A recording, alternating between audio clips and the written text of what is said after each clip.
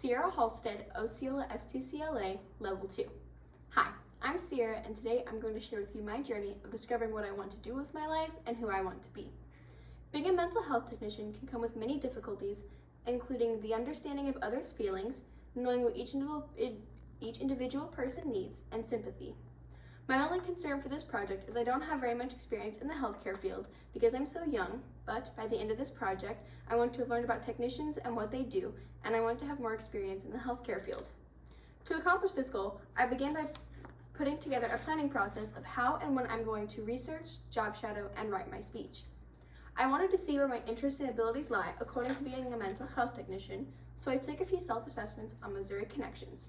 I took an interest profiler assessment, which showed my biggest strength was in the field of social skills. The assessment showed I am better at interacting with people, giving advice, teaching, and being of service. My second assessment covered skills different employers look for in different career fields. The profiler showed which of my interests coincide with specific careers.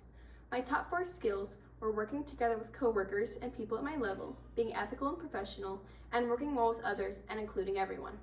Jobs involved in healthcare and human services are more likely to utilize these skills on a daily basis. These areas include things like nurses, technicians, hairdressers, and even embalmers. After I completed my self-assessment, which showed I would be a great fit for this career, I began to reach out to many businesses to schedule job shadowing hours. After I reached out to many different companies, it turned out to be challenging to set up job shadowing or even on-phone interviews because of the HIPAA privacy law. HIPAA is a law that provides full privacy for healthcare patients. It means healthcare employees are not allowed to share patient information with anyone outside of the patient's care team.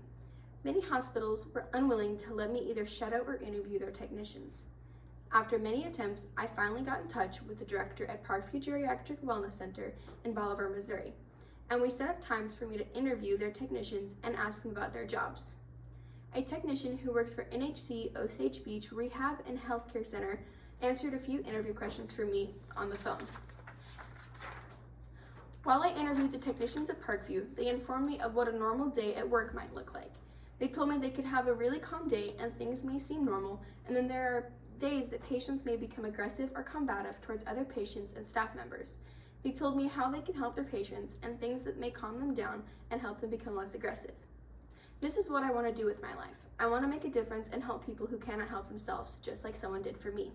I want to see the change in people and how they feel about themselves and understand how their mind works. Just like Jane Goodall said, every individual matters, every individual has a role to play, and every individual makes a difference. I've had a personal experience as a patient in a mental facility similar to Parkview. I spent 2 weeks in a short-term mental hospital called Royal Oaks. While I was there, one of the technicians helped me tremendously. She shared her personal story with me and showed me how my illness can't control my life. She helped me understand that I can overcome what I had been feeling and I can get better. I want to show someone that things get better and life goes on. I want to help someone understand that what is going on in their life may feel like it's the end of the world, but it isn't. The technician from NHC, named Hannah, answered a few questions about her job and her prior experience. She had previously been a CNA and a CMT for a total of 6 years. These jobs are a very good prior experience for the medical field because they give you the basic training. She told me her job required her to work together and to think critically all the time. She said perspective is the most valuable lesson she has learned. Knowing everyone feels pain and emotions differently is very important because someone may be having a heart attack, but you might think it isn't as serious because of the way they describe their pain. The insight she provided helped me understand that not every patient is the same and that their individuality is who they are, and it is important when understanding how they feel things and how to help them. I found out their jobs aren't as easy as they seemed. It is hard when you make a connection with a patient and then they go to a home and you don't know if they're doing better or things got worse. It's hard not to worry about them after they leave. In my health class recently, we have been talking about mental and emotional health and the different problems that can occur. We have mostly touched on depressive disorders and generalized anxiety disorders because they are the most common. These disorders also go hand in hand with postpartum depression, which we learned about in child development. We learned about new mothers who suffer from postpartum depression and how to work through that time and regain that connection with the baby. I also took a psychology class where we have mainly discussed the effects of stress and anxiety and how they can worsen pre-existing medical conditions. Throughout this project, I was able to connect with several family and consumer science standards, Standard 1.2, which deals with demonstrating my knowledge and skills in school and a workplace setting. I connected with the standard by utilizing Career Connections and taking many assessments and conducting job shadowing experiences. The next standard I related to is Standard 4.5, which handles maintaining a positive attitude with everyone in a professional setting. The last standard I related to was 4.6, demonstrating professional practices in workplace and professional settings. This is similar to the last standard because this field requires me to work with people from all over the country. I researched a few different colleges with programs related to being a mental health technician, such as the University of California, Los Angeles, MSU, and UCM. UCLA offers 4 different programs in social services and 3 programs in psychology. MSU has 1 program for social work and 1 program for clinical psychology, whereas UCM only has 3 programs in psychology. I want to go to UCLA and earn my bachelor's in social work with an emphasis in psychology.